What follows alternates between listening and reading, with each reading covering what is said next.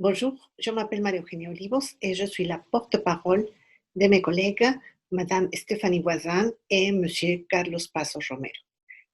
Nous faisons partie del cuerpo académico Interacciones en el Aula. Nous travaillons à l'Université autonome de Puebla à la licence en enseignement du français. Ce travail porte sur la reformulation en classe de français langue étrangère et sur les fonctions de la reformulation. La reformulation en cours de langue français, langue étrangère. Tout d'abord, je vais vous expliquer pourquoi on s'est intéressé à la reformulation. Pour nous, enseigner dépend d'une correcte explication. Et expliquer se traduit finalement comme savoir reformuler. Ici, nous avons un cycle répétitif où l'un connecte l'autre et ils sont si proches qu'on pourrait même parler de synonymes. La reformulation est donc la façon d'enseigner sous différentes modalités, sous différentes possibilités discursives. À chaque fois qu'on transmet un savoir, une information, les professeurs sont contraints à reformuler cette information afin de mettre à disposition des élèves plusieurs possibilités de compréhension. Face à cette panoplie discursive, l'étudiant peut choisir celle qui lui convient le mieux, sur la base de sa propre bibliothèque personnelle, son bagage lexical et linguistique, ses savoirs précédents, son type d'intelligence prédominante et même sa sympathie par le professeur. L'objectif de ce travail est de mettre sous lumière les 4 fonctions de la reformulation en classe des langues et de voir ces différentes catégories par rapport à l'objet qui les déclenche. Nous avons identifié la visée communicative, visée didactique, visée pédagogique et la reformulation comme dévolution de l'élève. Et cette dernière classification, catégorie, comprise dans le cadre de la transposition didactique. Quelques notions théoriques. On peut partir de la définition générale des reformulations qui nous dit qu'il s'agit d'une opération qui résulte d'une réflexion postérieure à la production discursive, à la production première. Ça veut dire qu'on part d'un énoncé 1 qui sera refait dans la reformulation ou formulation 2.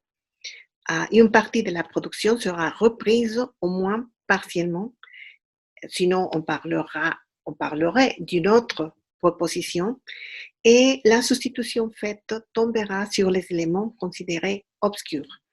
Pour cela, on est obligé évidemment d'évaluer la production immédiatement à sa production et de substituer les passages peu clairs pour rendre sa compréhension plus facile.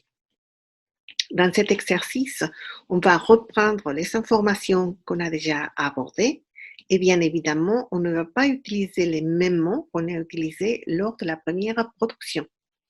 La reformulation répond aussi à la réaction des interlocuteurs, ce qui demande au professeur d'élargir son attention sur différentes choses, son propre discours et la réaction des élèves, et ensuite de choisir de son capital langagier de nouvelles formules de dire autrement. Ce se vise une intention de coopération discursive où l'expert s'adapte à son interlocuteur. Dans cet aspect, on peut faire allusion aux maximes de Grice et souligner l'attention portée à celle d'éviter d'exprimer avec obscurité et d'être ambigu, même si l'on viole celle qui établit soyez bref. Mais de notre point de vue, cette compensation pourrait rapporter plus de bénéfices que de mal. La reformulation didactique. À un contexte didactique, les caractéristiques de la reformulation deviennent plus complexes, car son objectif est de présenter les mêmes contenus de façon à s'adapter à des individus différents afin de les aider à mieux comprendre les notions les savoirs, les consignes, les mécanismes langagiers et c'est une manière de faire fonctionner le discours.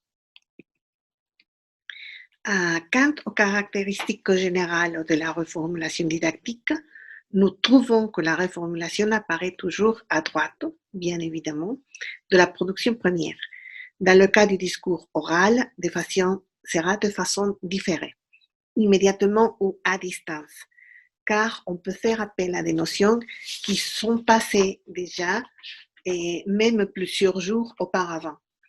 Elle reprend partiellement la production de départ, au moins en ce qui concerne le niveau sémantique ou l'intention communicative. Pragmatiquement, elle préserve la face positive des élèves, c'est-à-dire leur image d'étudiant, en leur donnant la possibilité de comprendre à plusieurs reprises. Et aussi, elle préserve la face négative, car il s'agit donc d'aider l'élève à conserver le savoir nouveau ou ancien et dans son territoire du savoir, dans son espace de savoir. Une caractéristique de la reformulation, c'est qu'elle doit rester cachée dans le développement du discours pour ne pas constituer une menace à la face positive des étudiants, parce que les élèves doivent garder l'impression d'avoir compris sur le discours, la marche du discours, mais pas grâce à la répétition constante du professeur. Cette citation, on la trouve très intéressante parce que ça englobe, ça montre ce que nous a déclenché l'intérêt pour cette recherche, mais aussi pour ce que nous voulons transmettre avec ce travail. Enseigner, c'est savoir répéter sans lasser, et dans le cadre de la formation des futurs professeurs de français, nous trouvons que la reformulation est fondamentale. Expliquer, c'est reformuler. L'explication elle est naturellement récursive et elle peut revêtir plusieurs perspectives. La répétition, mémorisation, que on insiste, et elle peut constituer une menace à l'image positive de l'élève. La répétition-rétention parce qu'elle fonctionne comme un accompagnement dans l'apprentissage, mais aussi la répétition-actualisation de l'information, car, comme nous avons expliqué déjà plus en avant, les professeurs peuvent apporter les informations déjà visitées et apprises dans d'autres cours afin d'actualiser constamment ces notions. Tous ces mouvements discursifs rendent le discours académique plus dynamique. La redondance discursive permet à l'élève de choisir dans les possibilités mises à disposition celle qui lui facilite le mieux la compréhension. Elle peut faire aussi appel à des mécanismes comme l'anaphore ou l'implicite situationnel, demandant l'attention de l'élève parce qu'il faut faire un rapport entre l'anaphore et le référent et l'implicite situationnel avec les notions déjà abordées dans d'autres cours de la même matière ou dans des cours différents. Pour la méthodologie, on a travaillé à la faculté des langues de l'Université autonome de Puebla à la licence d'enseignement du français. Nous avons pris comme objet les cours de langue cible français pour les niveaux débutants, premier et deuxième semestre. Pour cet exposé, on a pris surtout des exemples de deuxième semestre. Nous avons 6 heures d'enregistrement et la transcription des audios s'accompagne des notes des observations de classe. On parle de 4 professeurs mexicains, chaque groupe avec environ de 30 élèves, mais nous n'avons pas étudié les élèves, donc ça c'est une information supplémentaire, mais qui ne fait pas partie vraiment de cet exposé. Nous avons séparé les extraits qui portaient des reformulations et nous les avons analysés sur le filtre de l'intention communicative. La classification que nous proposons dans ce travail, c'est la reformulation à visée communicative, la reformulation à visée pédagogique, la reformulation à visée didactique et la reformulation comme évolution de l'élève.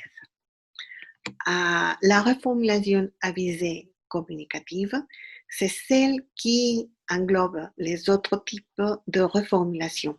Elle comprend donc les autres catégories. Le trait déclencheur, c'est l'auto-évaluation par anticipation de la réaction de l'interlocuteur et l'hétéro-évaluation discursive quand ce sont les élèves qui demandent explicitement la reformulation ou implicitement par leur réaction. Les axes autour desquels tourne la reformulation communicative, c'est surtout l'axe référentiel pour l'intention didactique et métalinguistique et conatif pour l'intention pédagogique. La reformulation à visée didactique. On va considérer pour ce travail didactique tout ce qui est en rapport avec la construction du savoir. Ça rentre dans la transposition didactique. L'enseignant reformule un savoir expert dans une version accessible aux élèves, dans une progression qui va du difficile au facile ou à l'inverse. Et ces changements, ces allées et viens discursives, est dosé par le professeur. Dans l'extrait que nous vous proposons, nous voyons que le professeur commence par un « Je suis parti à Grenoble, je viens de Lyon ». Tous ces petits mots, ça s'appelle des prépositions, et quand on a un couple avec ces petits mots, répète le professeur, donc nous voyons que le professeur passe d'une formulation, d'abord par l'exemple à Grenoble de Lyon, il les appelle les petits mots, les traduit à un langage plus académique des prépositions. Elle va même introduire un autre mot technique comme complément, mais elle revient un peu en arrière par ces petits mots. Donc, nous voyons ces mouvements de l'expert au facile et après au difficile, et ça part de l'attention, de la volonté et de la décision du professeur. Pour la reformulation à visée pédagogique, on va considérer comme pédagogique tout ce qui est construit autour de l'enseignement. La reformulation pendant les interactions visant la facilitation de la technique de l'apprentissage. Dans l'extrait de corpus que nous vous présentons, le professeur dit « ça me plaît beaucoup »,« ça m'a beaucoup plu », même chose, « plu » comme pleuvoir, « j'aime la pluie »,« ça m'a plu »,« ça m'a beaucoup plu », égal « j'ai adoré », très utile, « j'ai adoré »,« ça m'a plu ». Alors, la reformulation a introduit les différents synonymes du verbe plaire. Nous avons plaît, aime, adorer. Donc, le professeur va se promener parmi ces trois possibilités de sémantique du verbe plaire et elle avance la mnémotechnique pour pouvoir retenir le participe passé du verbe plaire et le rapproche, c'est le même que celui du verbe pleuvoir.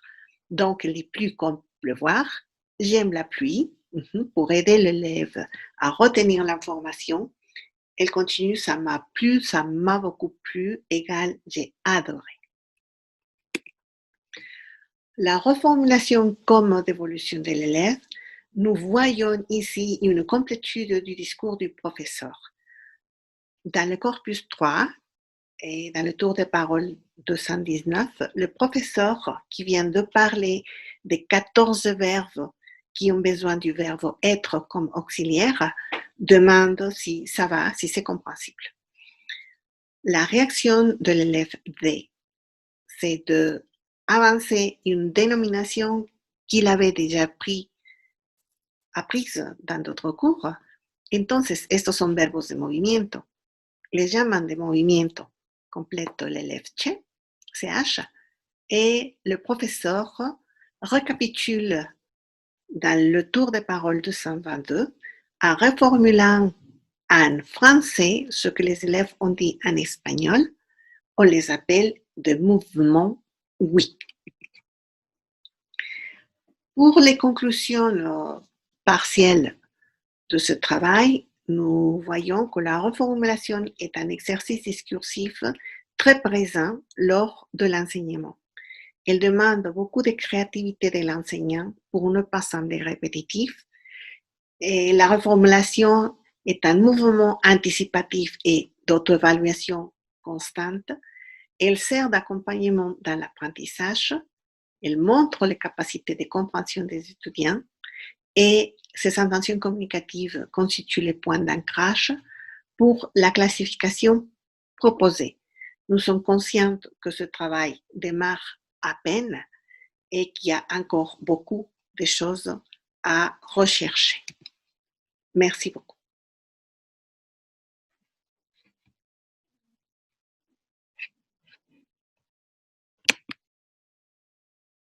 Merci encore.